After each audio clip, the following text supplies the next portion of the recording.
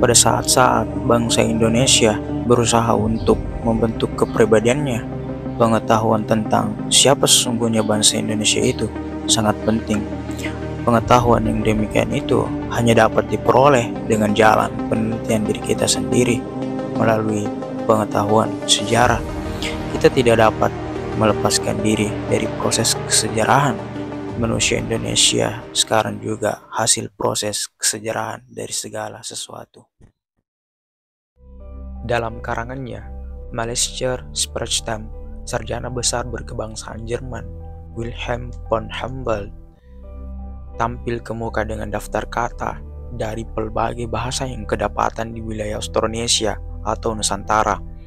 Ia ingin mengetahui apakah kiranya ada kesamaan antara bahasa-bahasa di daerah Polinesia dan di daerah Nusantara sebelah barat.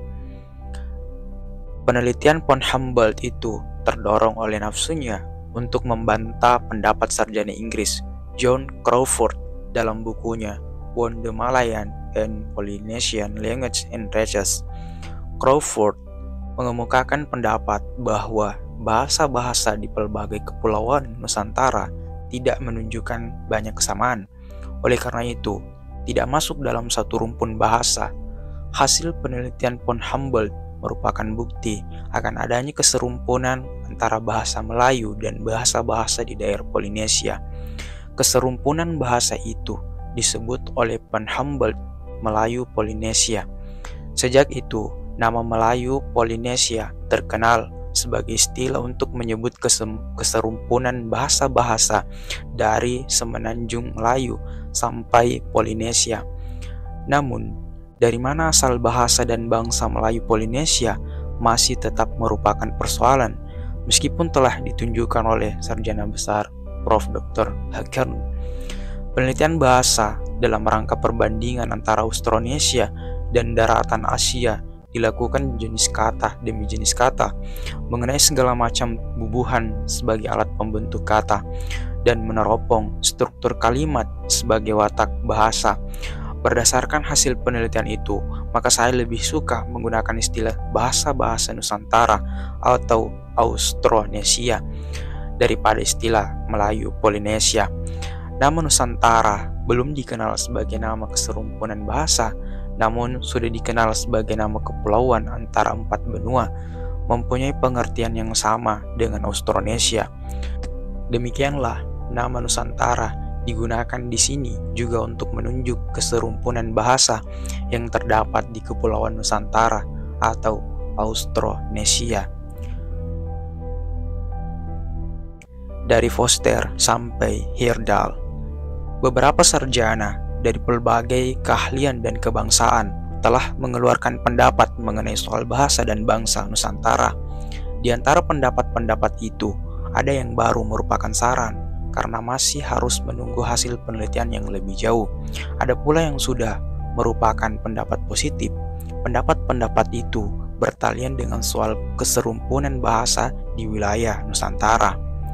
Soal tentang adanya bahasa Melayu purba timbul karena adanya keserumpunan pelbagai bahasa yang digunakan di Malagasy, di beberapa tempat di daratan Asia Tenggara, dan di kepulauan yang bertebaran dari Indonesia sampai Polinesia. Sarjana bahasa yang pertama-tama mengemukakan pendapat tentang keserumpunan bahasa-bahasa Austronesia ialah L. Herpas. Sarjana ini mengumpulkan pelbagai bahasa yang diketahuinya dari pelbagai sudut dunia untuk dibanding satu sama lain. Usaha ini dilakukan sebelum para sarjana Eropa mulai dengan perbandingan bahasa yang sekarang terkenal dengan nama perbandingan bahasa Indo-Jerman. Kemudian, nama Indo-Jerman itu diubah menjadi Indo-Eropa. Demikian Gigonda berdasarkan penyelidikan P. W. Smith, sarjana Belanda, Prof. Ryland yang hidup antara tahun 1671 sampai 1718, juga mengemukakan dalam bukunya De Linguis Insularum Orientalium bahwa bahasa-bahasa di Austronesia termasuk dalam satu rumpun bahasa. Pada tahun 1776 John Reinhold Foster menulis dalam karangannya Voyage Around the World bahwa kesamaan bentuk kata antara bahasa Polinesia dan bahasa Melayu berasal dari bahasa yang lebih tua daripada kedua golongan bahasa tersebut. Bahasa yang lebih tua itu biasa disebut dengan nama bahasa Melayu Polinesia Purba. Menurut pendapatnya, digunakan oleh penduduk di Kepulauan Hindia atau kepulauan sebelah utara yang berdekatan dengan benua Asia. Sarjana Inggris W. Marsden juga mengemukakan keserumpunan antara bahasa Melayu dan bahasa Polinesia. Istilah Polinesia berasal juga dari sarjana ini. W. Marsden mengemukakannya dalam buku On the Polynesian or East Insular Language pada tahun 1843. Sebelumnya, kepulauan itu disebut South Sea Islands saja oleh Foster. Namun, pendapat Marsden ini mendapat bantahan hebat sekali dari pihak John Crawford pada tahun 1848. Dalam bukunya On the Malayan and Polynesian Language and Research, G. Crawford meneliti kata-kata yang termuat dalam pelbagai kamus mengenai bahasa-bahasa di Austronesia untuk dibanding satu sama lain. Dari 8.000 kata Malagasy, hanya didapati 140 kata yang dapat dipulangkan kepada kata Jawa dan Melayu. Dari 4.560 kata Selandia Baru, hanya kedapatan 103 kata yang cocok dengan kata Jawa dan Melayu. Dari 3.000 kata Marquesas, kedapatan 70 kata yang sama dengan kata Jawa dan Melayu. Dari 9.000 kata Tagalog, hanya kedapatan 300 kata yang cocok dengan kata Jawa dan Melayu. Kesimpulan yang diambil oleh Crawford ialah bahwa bahasa-bahasa itu tidak menunjukkan banyak kesamaan, oleh karena itu tidak masuk dalam satu rumpun bahasa. Dr. Kuncharaningrat memberikan komentar dalam bukunya Beberapa Metode Antropologi.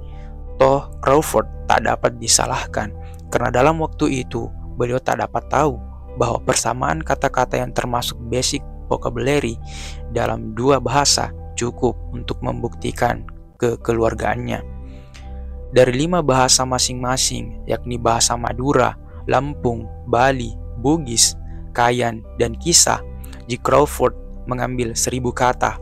Dari 1.000 kata Madura kedapatan 675 Melayu, yang 325 asalnya dari bahasa lain. 1.000 kata Lampung kedapatan 455 kata Melayu, 545 dari bahasa lain.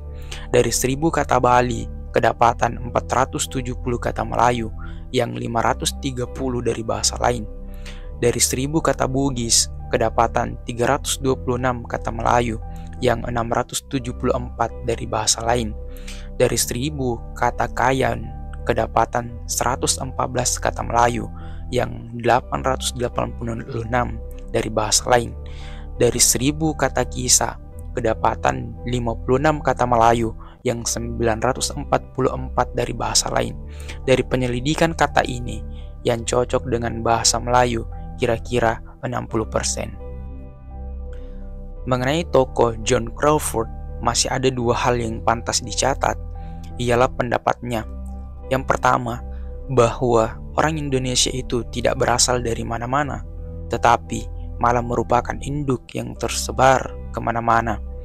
2. Bahasa Jawa adalah bahasa tertua dan bahasa induk daripada bahasa-bahasa Austronesia yang lain. Pendapat Crawford ini sungguh unik dalam ilmu bahasa Austronesia. Pendapat tersebut dicela oleh P.G. Pett, sampai di mana kebenaran kedua pendapat yang bertentangan ini sesungguhnya masih menghendaki penyelidikan lebih lanjut. Apa yang dimaksud dengan bahasa induk oleh Crawford dalam ilmu bahasa Austronesia masih harus dijelaskan. Pada tahun 1836, Sarjana Wilhelm von Humboldt mulai terkenal karena bukunya Über die Kawisprech of der Insel Java. Von Humboldt mulai dengan kritiknya terhadap Raffles dan Crawford mengenai kedudukan bahasa Jawa kuno yang pada waktu itu disebut bahasa Kawi. Von Humboldt tahu bahwa bahasa Kawi itu tidak lain daripada bahasa Jawa kuno yang banyak menerima kata-kata Sanskerta.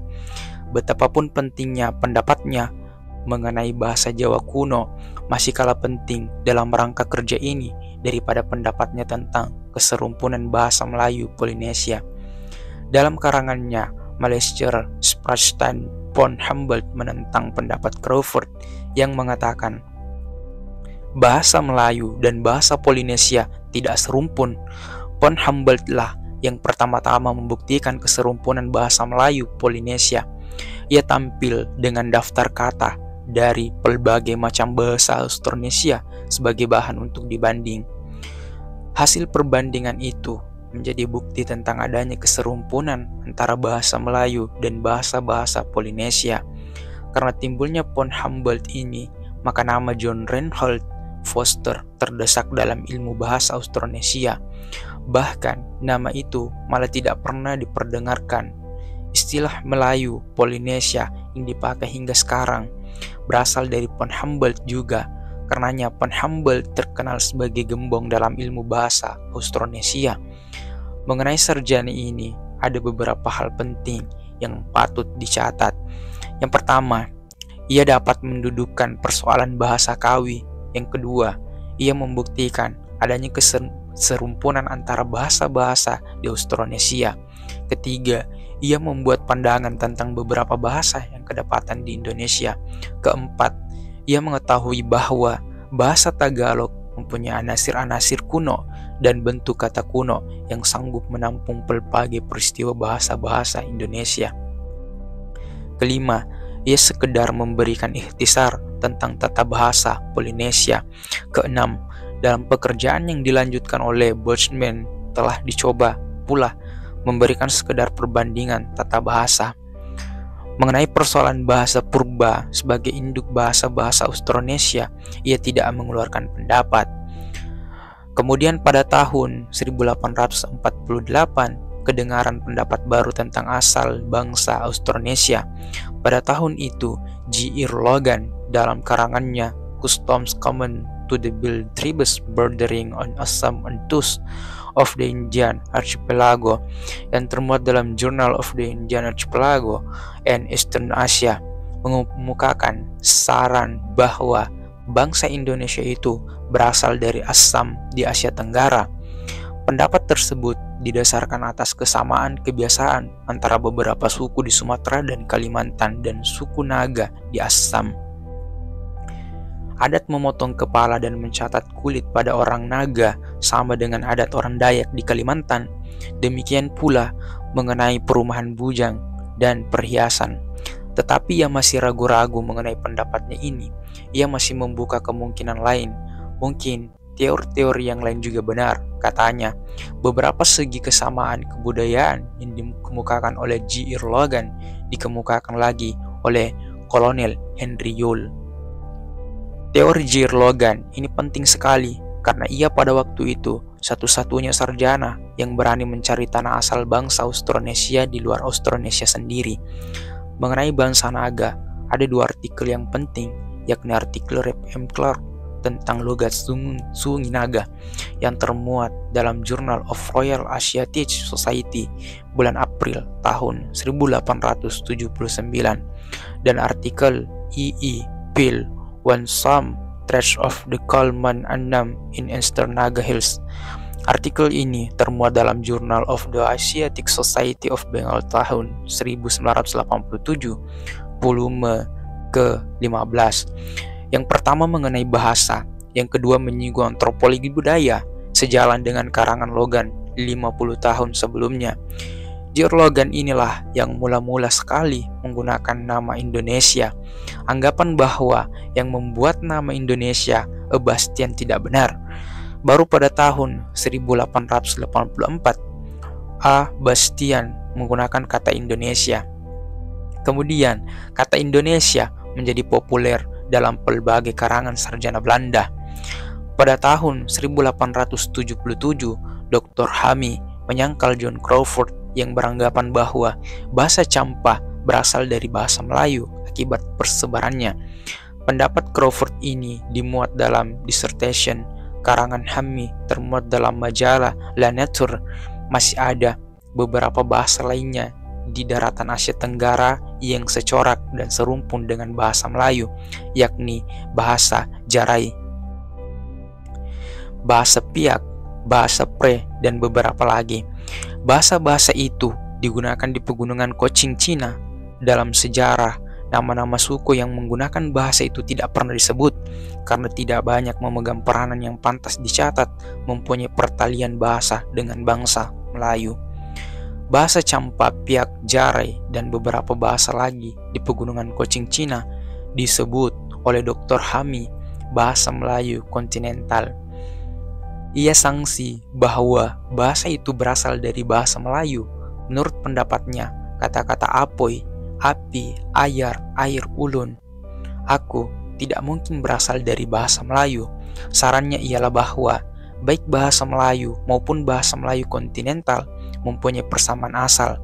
Kata Melayu kontinental apoi dan ayar di satu pihak dan kata Melayu api dan air di lain pihak tidak berasal dari peristiwa pinjam-meminjam, tetapi kedua-duanya merupakan warisan dari bahasa purba yang disebutnya Melayu kontinental purba. Namun, ia tidak dapat mengatakan di mana bahasa Melayu kontinental purba itu pernah diucapkan. Pada bulan Oktober tahun 1879, termuat karangan A Maurice tentang bahasa Bahnar. Karangan itu berupa daftar kata-kata Bahnar. Pada daftar kata itu, kedapatan kata biah, buaya, hemait, semut, kit, katak. Oleh karena kata-kata ini nama fauna dan termasuk basic vocabulary, maka kata-kata ini ada gunanya untuk penyelidikan. Bahasa Bahnar adalah tetangga bahasa Champa, termasuk rumpun bahasa Khmer. Kata-katanya banyak yang sama dengan bahasa Champa. Kata yang atau dewa juga kedapatan dalam bahasa Bahnar. 11 tahun kemudian, yakni pada tahun 1889, terbitlah Kamus Bahnar, franchise susunan PM Doris Bohr. Dengan sendirinya, kamus ini menyediakan banyak bahan untuk penyelidikan perbandingan bahasa. Pada tahun 1874, malah telah terbit Kamus Khmer, franchise susunan I. Monir. Dalam kamus ini pun kedapatan pelbagai kata yang menunjukkan pertalian dengan pelbagai kata dalam bahasa-bahasa di Indonesia. Misalnya, Khmer Bong atau Melayu Abang, Mis atau Mas, Prik atau Perak, Lopeng atau Lembing, Kardus atau Kertas, Mecas atau Mika, Minangkabau, Ni, Ini, Nan atau Sana, Nu atau Nun, dan sebagainya. Kamus ini berguna sekali untuk pengetahuan etimologi kata-kata Austronesia umumnya dan Indonesia khususnya.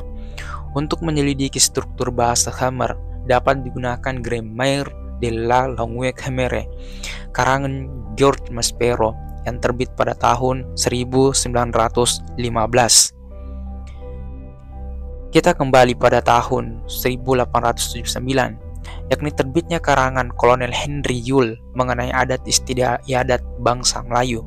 Kertas kerja Yule ini dibaca di muka rapat Anthropological Institute tanggal 17 April dan memuat pernyataan seperti ini.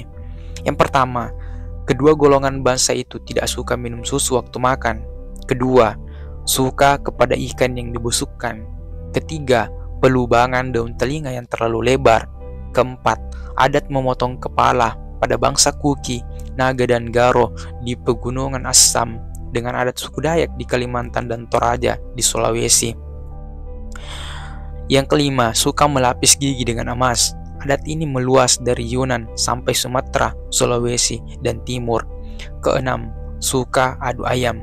Ketujuh, rumah barak yang didiami pelbagai keluarga Singpo. Mis-mis mikir di perbatasan Assam sama dengan rumah adat Dayak di Kalimantan. Rumah-rumah didirikan di atas tiang, tidak karena tanahnya becek. Adat ini kedapatan pula di pegunungan Arakan pada suku Karen, Bahnar, suku-suku Kalimantan, dan Sunda. Suami termasuk dalam keluarga istri pada bangsa Khasi, Piak, Sumatera Barat, dan Dayak. Dan yang ke-10 menyebut nama ayah dengan nama anaknya, Khasi, dan seluruh Austronesia. 11. Dalam menghitung menggunakan kata bilangan bantu seperti ekor, orang, belah, dan sebagainya. A.H. Kane sebagai ahli antropologi budaya menyelidiki pertalian antara bangsa Indochina dengan bangsa-bangsa di Austronesia. Hasil penyelidikannya dimuat dalam Journal of the Anthropological Institute tahun 1880 dengan kepala On the Relation of the Chinese and Inter-Chinese Races and Language. Karangan Kane ini kecuali memuat pendapat-pendapat antropologi fisik dan budaya sebagai hasil perbandingan antara bangsa-bangsa di daratan Asia dengan bangsa-bangsa di Austronesia, terutama mengenai warna kulit, juga memuat pandangan bahasa yang kedapatan di daratan Asia Tenggara dan di Austronesia. Ringkasan pendapatnya ialah yang pertama, di Indochina kedapatan penduduk dengan dua macam warna kulit, yakni bangsa yang berkulit kuning, bangsa Mongol, dan yang berkulit keputih-putihan ialah bangsa Kaukasus. Yang pertama menduduki Burma, Khasi, San, Siam, Laos, dan Annam. Yang kedua Kamboja, Champa, Kui, Mois, dan Penong. Kedua golongan bangsa ini kecuali berbeda warna kulitnya juga berbeda corak bahasanya. Yang pertama bahasanya berupa eka suku, yang kedua dwi suku. Yang kedua Melayu dan Polinesia Barat semula diduduki oleh bangsa yang berwarna hitam, di sebelah barat bangsa Negrito, di sebelah timur bangsa Papua. Tetapi mereka ini kemudian terdesak oleh bangsa Mongol dan bangsa Kaukasus yang datang dari daratan Asia Tenggara. Percampuran antara bangsa Kaukasus, Mongol, dan bangsa Papua melahirkan bangsa Alfuros yang banyak tinggal di Seram, Timor, Jai, Lolo, Misol, dan kepulauan sebelah barat Irian, Melanesia, Hebrides Baru, Solomon, Fiji, dan Kaledonia. Ketiga, daerah Melayu sama sekali diduduki oleh bangsa Kaukasus dan Mongol dari daratan Asia Tenggara. Kedua bangsa ini bercampur. Bangsa Kaukasus yang datang lebih dulu terdesak oleh bangsa Mongol dan dimanapun merupakan alas atau substratum. Tempat-tempat yang dikuasai oleh bangsa Kaukasus ialah Nias, Tapanuli, Aceh, Lampung, Pasema, Kalimantan Tengah, Sulawesi, Poru. Demikianlah bangsa Melayu itu merupakan bangsa campuran dari berbagai bangsa Kaukasus dan bangsa Mongol. Keempat, meskipun bangsa Melayu adalah bangsa campuran, tetapi struktur bahasanya masih tetap seperti bahasa-bahasa yang kedapatan di Kamboja dan sekitarnya. Keserumpunan bahasa Melayu dengan bahasa-bahasa di daratan Asia Tenggara ditetapkan berdasarkan hasil-hasil penyelidikan filologi. Morfologi bahasa-bahasa tersebut sama tepat. Rumpun bahasa Indonesia Pasifik atau Melayu Polinesia meliputi juga daerah bahasa dwi suku Indochina sebagai induk bahasa kepulauan itu. Di daerah Austronesia tidak kedapatan bahasa yang menggunakan tingkat bunyi, nada, dan kata-katanya eka suku. Dari peristiwa ini kita mengetahui bagaimana kiranya perpindahan bangsa itu dari tanah asalnya ke Austronesia. Kelima, bangsa-bangsa berwarna hitam mendiami Polinesia, diantaranya Samoa, Tahiti, Maori Hawaii, Tonga, dan Marquesas. Mereka itu tidak langsung mempunyai pertalian dengan bangsa Melayu. Pertalian mereka langsung dengan bangsa Kaukasus yang ada di daerah Melayu. Perpindahan bangsa Kaukasus ke timur kiranya sebelum atau bertepatan dengan kedatangan bangsa Mongol dari daratan Asia Tenggara sebelum terbentuknya bangsa Melayu. Oleh karena itu, di Polinesia tidak kedapatan anasir atau darah Mongol. Pertalian antara bangsa Indonesia dan Polinesia berdasarkan hasil penyelidikan bahasa, tubuh, dan kebiasaan. Pada tahun 1889, Dr. Hackern mengumumkan hasil penyelidikannya dalam Verslegen en Meddelingen der Koning di Academie van Wetenschappen Afdeling Letterkunde dengan kepala Taalkunde Gegevens ter bepaling van het stemlet der Medes Politische Volken. Kemudian Karangan itu dicetak kembali dalam Verspreid-Geschriften jilid ke-6 halaman 105-120 dengan disertai lampiran daftar kata-kata Austronesia yang dibanding ada 30 buah, yaitu pertama tebu, nyiur, 3 bulu, 4 bambu atau awi, 5 mentimun, 6 jelatang, 7 tuba, 8 talas, 9 pisang atau punti, 10 pandan, 11 ubi, 12 padi, 13 ikan hiu, 14 gurita, 15 udang, 16 ikan pari, 17 penyu, 18 buaya, 19 tuna, 20 nyamuk, 21 lalat, 22 babi, 23 asu atau anjing, 24 kutu, 25 walawa, 26 lisa, 27 laba-laba, 28 langau, 29 besi, 30 wangkang. Daftar kata yang dikemukakan oleh Kern berupa kata-kata dari sebagian besar bahasa-bahasa Austronesia, dari Malagasy sampai Duke of York. Dari daratan Asia, ia hanya mengambil bahasa Champa saja. Berdasarkan kata selatan yang berarti 1, laut sempit, 2, penunjuk arah lawan utara yang kedapatan dalam bahasa Melayu dan Aceh, Prof. Kern mengambil kesimpulan bahwa suku Melayu dan Aceh bukan penghuni Sumatera asli, tetapi berasal dari sebelah utara Selat Malaka. Pemakaian laut sebagai penunjuk arah lawan dari pedalaman sudah menjadi kebiasaan bangsa-bangsa Melayu Polinesia. Kebiasaan itu sudah mendarah dan mendaging karena berasal dari zaman ketika bangsa Melayu Polinesia masih merupakan satu bangsa yang terdiri dari berbagai suku. Kebiasaan itu terutama mendarah pada penduduk pantai yang di belakangnya terdapat pedalaman yang luas sekali. Ini bukan kebiasaan penduduk kepulauan yang dilingkungi laut.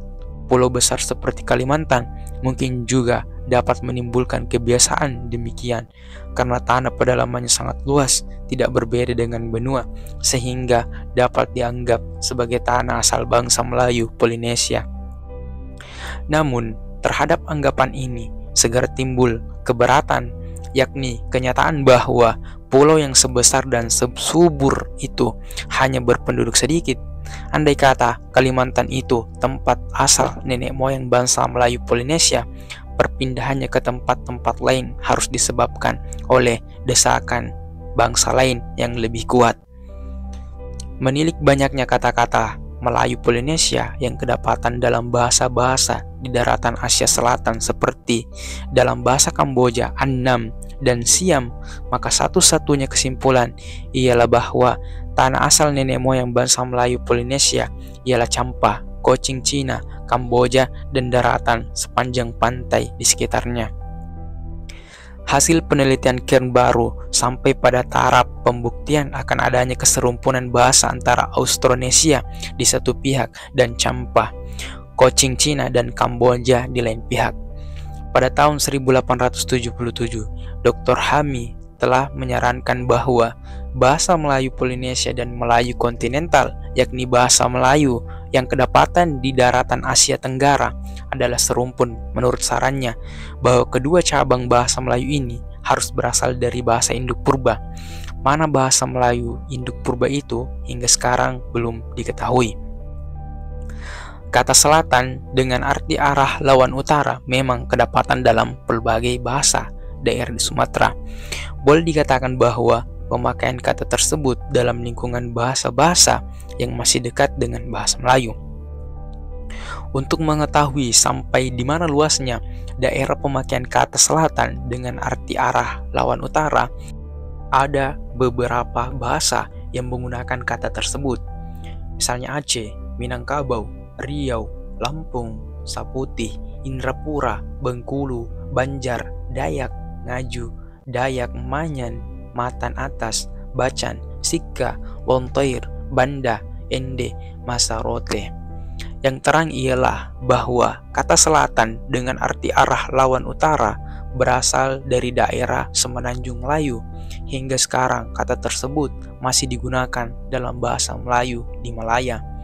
Dalam bahasa-bahasa Champa, Kamboja, Bahnar, dan lain-lainnya, kata selatan tidak dikenal. Juga dalam bahasa-bahasa di Filipina, kata selatan tidak dikenal.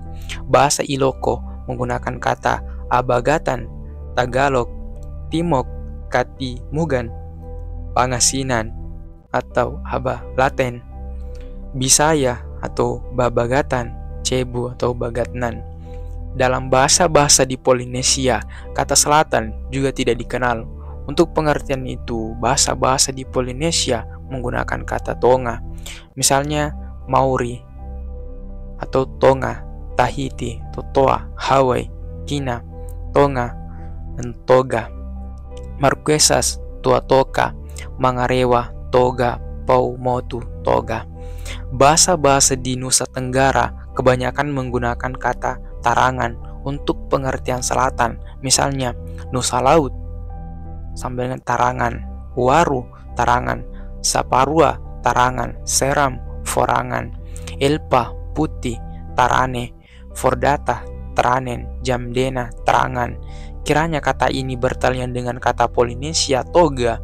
Bahasa Polinesia adalah bahasa vokalis, tidak kenal suku tertutup. Demikianlah pada hakikatnya, berdasarkan kata selatan itu hanya mengenai hubungan asal antara bangsa Melayu di daerah Semenanjung Melayu dan sebagian besar bangsa Melayu yang menetap di wilayah Indonesia. Hanya sebagian kecil dari suku-suku yang hidup di wilayah Austronesia.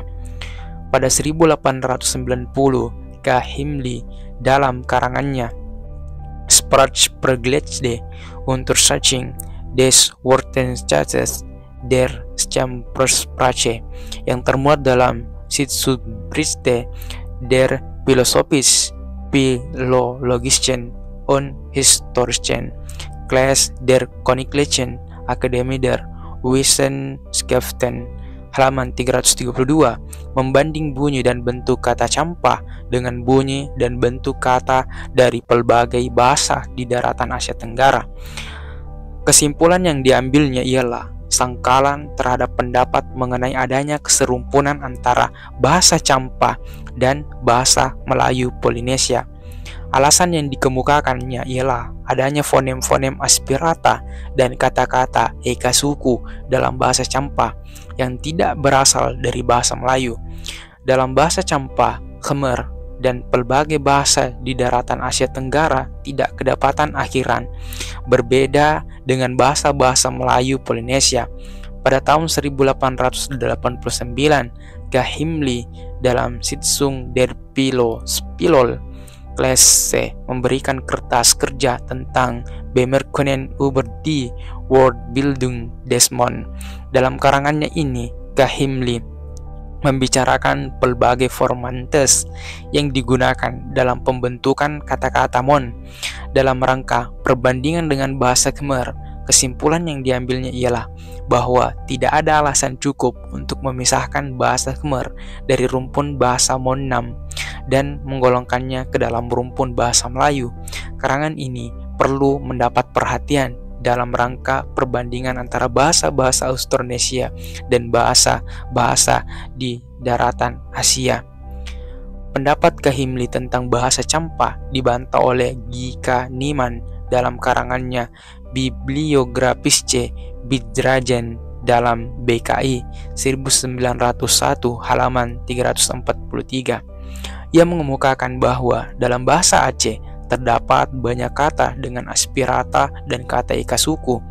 Bahasa Aceh ini tidak dibanding oleh Himli, tetapi bahasa ini masuk rumpun bahasa Melayu Polinesia.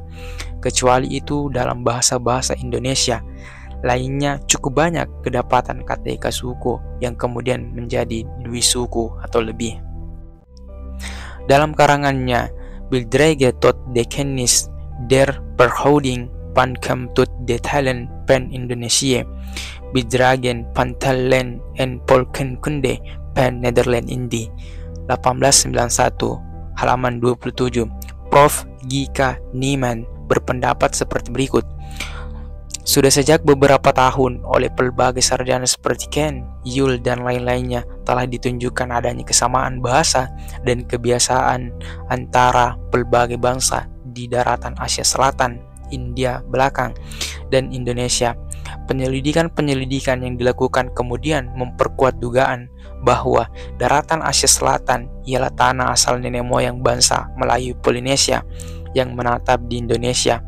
Telah terbukti bahwa di daratan Asia Selatan kedapatan beberapa koloni Melayu dan beberapa suku yang mempunyai pertalian dengan bangsa Indonesia. Di antara suku-suku ini yang terutama ialah bangsa Champa, karena bangsa Champa mempunyai bahasa yang hampir sama dengan bahasa Melayu. Mengenai ciri-ciri bangsa tidak akan dibicarakan. Yang mendapat perhatian ialah perbandingan antara bahasa Champa dan bahasa-bahasa di Indonesia. Meskipun pengetahuan tentang Champa ini masih sedikit sekali, namun telah banyak kelihatan segi-segi kesamaan antara dua bahasa tersebut, sehingga Prof. Gika Niemann dapat menyetujui pendapat Kern dan Kuhn. Pendapat yang serupa dengan pendapat Kehimli diperdengarkan pula oleh P. W. Smith dalam bukunya Die Monherpolker tahun 1905 mengenai keserumpunan bahasa Champa, Jarai, Rade, dan Sedang dengan bahasa Melayu Polinesia. Dalam bukunya Die Monherpolker tahun 1905 yang sangat masyhur itu, P. W. Smith mengemukakan pendapat bahwa bahasa Champa, Rade, Jarai, Sedang menilik struktur dan perbendaharaan katanya termasuk dalam rumpun bahasa Monher. Hanya saja, dalam bahasa-bahasa ini terdapat terlampau banyak kata pinjaman dari bahasa Melayu. Kata pinjaman dari bahasa Melayu itu sampai pula meliputi kata ganti diri dan kata bilangan. I. Monir dan A. Chabaton dalam Dictionnaire Chamem Francis 1906 berpendapat lain. Dalam kata pengantarnya, I. Monir dan I. Chabaton, tokoh Prancis yang mengadakan penyelidikan tentang bahasa Champa atau Khmer, membantah pendapat P. W. Smith sebelumnya. Bahasa Champa, Jarai, Rade, dan Sedang tidak termasuk dalam itu, dalam rumpun Monhemer, tetapi dalam rumpun Melayu Polinesia. Meskipun dalam bahasa-bahasa tersebut terdapat banyak kata dan anasir pembentuk yang bertalian dengan kata dan anasir Khmer dan Munda, namun bahasa-bahasa tersebut adalah cabang bahasa Melayu Polinesia. Menilik banyaknya anasir pembentuk kata yang sama, orang lebih cenderung untuk memandang bahasa tersebut sebagai cabang bahasa Melayu Polinesia daripada mengatakan bahwa kata-kata dan anasir pembentuk yang bersangkutan dipinjam dari bahasa Melayu Polinesia. Karangan Hakern Taalkundige Gegevens der Bepalini van het Stemlen der Meles Polinesisch Volken 1889 didahului oleh terbitnya De Digital Vergelijken met her Perpanten in Indonesia and Polynesia 1886 dalam Verhandelingen der Koninklijke Akademie van Wetenschappen F. Letterkunde jilid ke-4 dan 5. Benarlah, karangan itu pertama-tama dimaksud sebagai langkah pendahuluan dari karangannya mengenai penyelidikan tanah asal bangsa Melayu Polinesia. Katanya, sebelum sampai kepada penyusunan genealogi bahasa Melayu Polinesia yang masih akan memakan waktu terlampau lama. Demikian itu, jika orang sampai kepada persoalan ini rupanya berguna untuk mengadakan penyelidikan perbandingan mengenai beberapa bahasa. Dalam hal ini, Hakern memilih lapangan bahasa Fiji yang dibanding pula dengan bahasa-bahasa di Polinesia, terutama dengan bahasa Maori dan Samoa. Pulau Fiji terletak kira-kira di pertengahan antara Indonesia dan Polinesia. Bahasa Fiji lebih banyak menunjukkan kesamaan dengan bahasa-bahasa Indonesia daripada dengan bahasa Polinesia. Hasil penyelidikan tersebut berupa kesimpulan bahwa bahasa Fiji dan Polinesia sama-sama merupakan cabang dari satu bahasa yang kiranya kedapatan di Kepulauan Lautan Hindia. Dengan bahasa Malagasy dan Indonesia, bahasa Fiji dan Polinesia merupakan satu rumpun. Antara tata bahasa Fiji dan tata bahasa Polinesia kedapatan kesamaan seperti antara tata bahasa Prancis dan Italia. Pendapat Kern ini berbeda dengan pendapat Pondergablens yang berisi bahwa dalam bahasa Fiji kelihatan pelbagai bekas yang menunjukkan pengaruh bahasa Polinesia. Perspendi Grafton 4 halaman 247. Memang sudah pada tempatnya jika menyebut bahwa Kern salah seorang sarjana sesudah von Humboldt yang berjasa banyak dalam lapangan ilmu bahasa perbandingan Austronesia. Langkah Kern itu masih dilanjutkan oleh Dr. Reinward Brandsetter dalam berbagai macam monografi, terutama monografi tentang Wurzel und Worin dan Indonesian Expression 1910 dan J.H. Brecht dan Contextual Luzern 1901 dan oleh Otto dem Wolf dalam Das Austronesische Spraches in den Polynesische Sprachen 1929 dan Vergleichende Deutsche des Austronesischen Wortschätzes yang terdiri dari 3 jilid antara tahun 1934, 1937, dan 1938. Aliran dem Wolf dilanjutkan oleh para bekas mahasiswanya, diantaranya oleh Prof. Dr. Cecilio Lopez dan Hans Kahler. Ketiga karangan yang pertama telah diterjemahkan ke dalam bahasa Indonesia oleh Syaukat Jaja Diningrat dan diterbitkan oleh penerbit Pustaka Rakyat.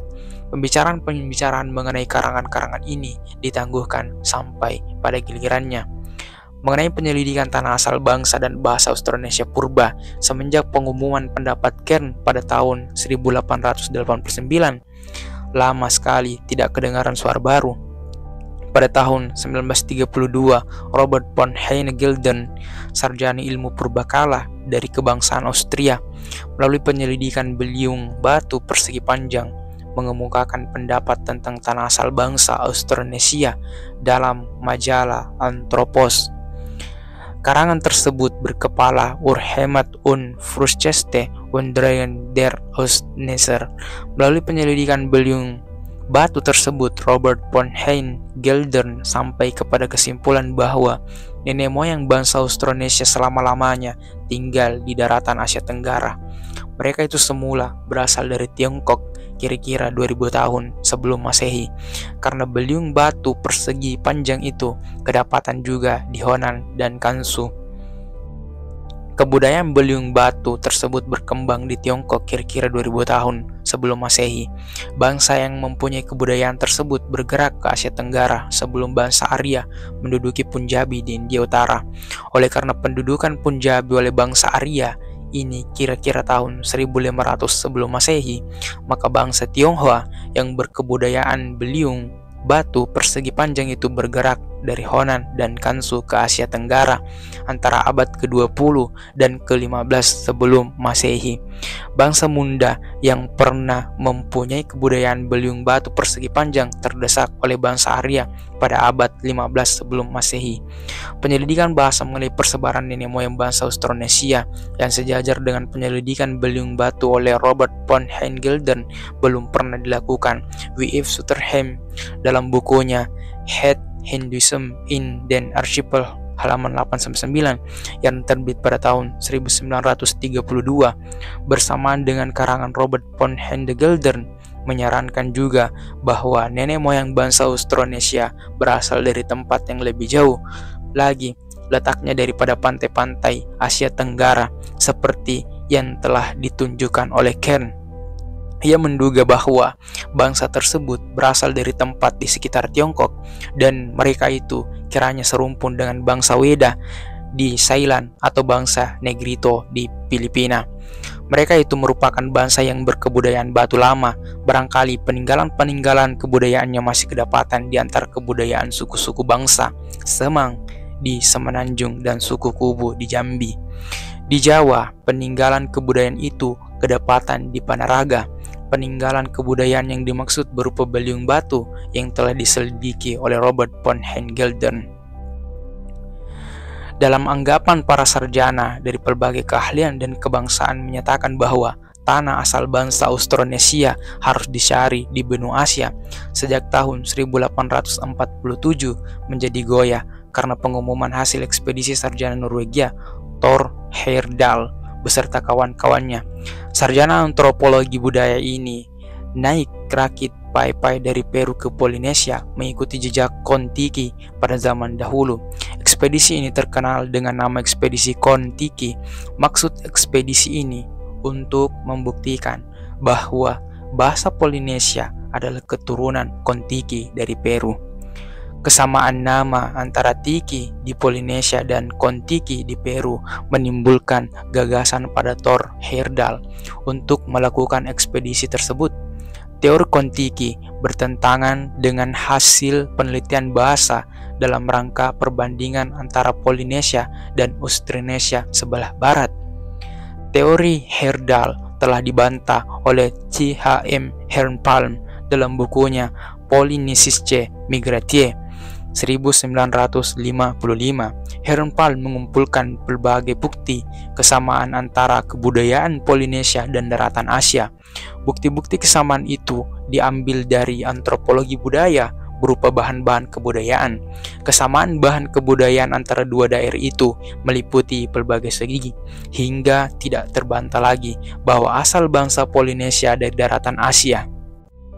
Kesamaan antara kebudayaan Polinesia dengan Peru seperti telah dinyatakan oleh Thor Heyerdahl karenanya tidak berdaya lagi. Meskipun bukti kesamaan antar kebudayaan Hermpalm tidak menghasilkan teori baru, namun ternyata memperkuat anggapan lama dan sanggup menyangkal teori Thor Heyerdahl karena pengumpulan bukti-bukti itu dilakukan secara ilmiah. Itulah ikhtisar persoalan tanah asal bangsa Austronesia hingga saat ini. Pernyataan secara tegas tidak akan dapat diberikan, tetapi tiap saran dan anggapan baru selalu menunjukkan akan adanya kemajuan dalam perkembangan ilmu. Sampai jumpa di video berikutnya. Kita akan menjelaskannya lebih lanjut hingga sampai ke akar-akarnya. Terima kasih.